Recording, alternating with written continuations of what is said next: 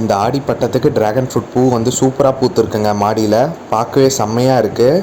அடுத்தது வந்து பார்த்திங்கன்னா மல்லிப்பூ எல்லாமே வந்து தாறுமாறாக பூக்குதுங்க.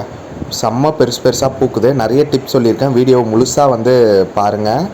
நம்ம கிரிக்கெட் பால் சப்போட்டா பாருங்கள், காய்க்க ஆரம்பிச்சிட்டாங்க. அண்ட் நிறைய பூவும் வந்து வச்சுருக்காங்க. ரொம்ப ஈஸி மாடி தோட்டத்தில் இந்த செடி எல்லாமே வளர்க்குறது. இது நம்ம மாடி தோட்டத்தில் இருக்க மாயிஞ்சிங்க. ஆடிப்பட்டத்துக்கு சின்னதாக ஊனி வச்சோம், நல்லாவே வந்து வருது. இது வந்து பார்த்திங்கன்னா கொடி உருளை. ஸோ இதுவும் கொடி நல்லா பிடிச்சி வளருது.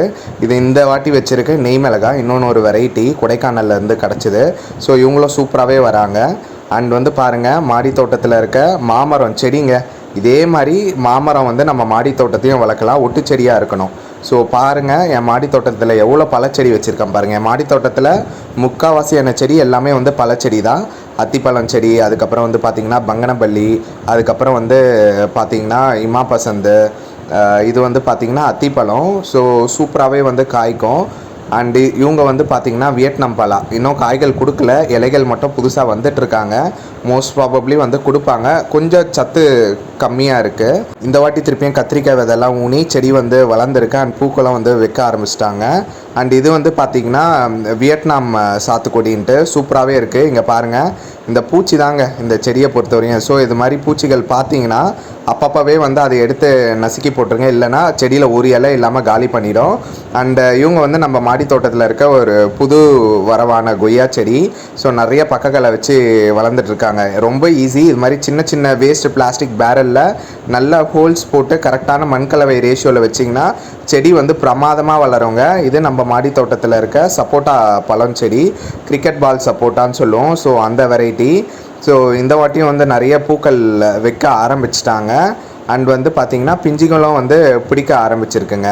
ரொம்ப சூப்பராக இருக்கும், இனிப்பாகவும் இருக்கும். இதுக்கு கரெக்டாக வந்து மாடி தோட்டத்தில் இருக்க பழச்செடிகளுக்கு கரெக்டான வீதத்தில் நீங்கள் வந்து இயற்கை உரம் கொடுத்தாவே வந்து செடிகள் வந்து அட்டகாசமாக வந்து பூக்கும் அண்டு காய்க்க ஆரம்பிக்கும். ஸோ இதுதாங்க சீக்ரெட்டு.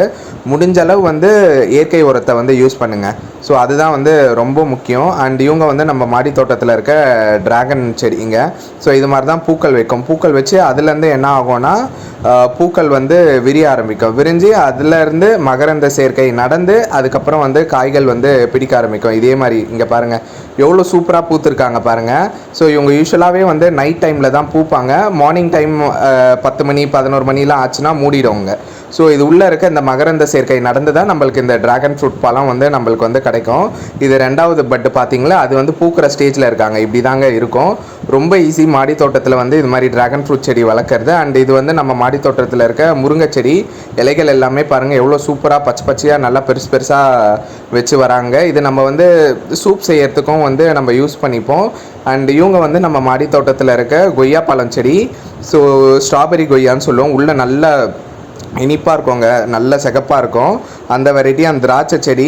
ஸோ வெயில் சீசன் முடிஞ்சு இந்த ஆடி பட்டத்துக்கு வந்து பார்த்திங்கன்னா புது இலைகள் எல்லாமே வந்து எடுக்க ஆரம்பிச்சிருக்கு. அண்டு நெய் மிளகாய் செடி, அதுக்கப்புறம் வந்து பார்த்திங்கன்னா மல்லி செடி, செம்பருத்தி செடி எல்லாமே வந்து சூப்பராகவே வந்து அட்டகாசமாக வருது. இது என் மாடி தோட்டத்திலேருந்து எடுத்த ஒரு அப்பர் வியூங்க. ஸோ எவ்வளோ சூப்பராக இருக்குது பாருங்கள். நம்ம மாடி தோட்டம் எப்பயுமே இதே மாதிரி தான் வந்து பசுமையாக இருக்கும். எந்த சீசனாக இருந்தாலும் சரி, வெயில் சீசன் மழை சீசன் எல்லாத்துலேயுமே வந்து நம்ம மாடி தோட்டம் வந்து அட்டகாசமாக வந்து சக்கப்போடு போடுவாங்க. பூச்செடி எல்லாமே வந்து தார்மாராக பூப்பாங்க. அதுதான் நம்ம மாடி தோட்டத்தில் இருக்க ஒரு ஸ்பெஷாலிட்டி. ஸோ இதனால நிறைய சிட்டுக்குருவிகள், தேனீக்கள் இவங்க எல்லாமே வந்து நம்ம மாடி தோட்டத்தை சுற்றிட்டே இருப்பாங்க எப்பயுமே அட் ஆல் சீசன். ஸோ நான் சொன்ன பார்த்திங்களா அந்த கிரிக்கெட் பால் சப்போட்டா இதுதாங்க. ஸோ ரொம்ப ஈஸியாகவே வந்து மாடி தோட்டத்தில் இது மாதிரி பழச்செடிகள் எல்லாமே வளர்க்கலாம். ஸோ நம்ம மாடி தோட்டத்தில் எப்படி பழச்செடிகள்லாம் வளர்க்கணும்னு ஆல்ரெடி வீடியோ கொடுத்துருக்கேன். டிஸ்கிரிப்ஷன்லேயே வந்து நிறைய லிங்க்ஸ் கொடுக்குறேன், மறக்காமல் அதுக்குள்ளே வந்து போய் பாருங்கள். ஸோ தட் உங்களுக்கு வந்து மாடி தோட்டத்தை பற்றி ஒரு புரிதல் வரும்.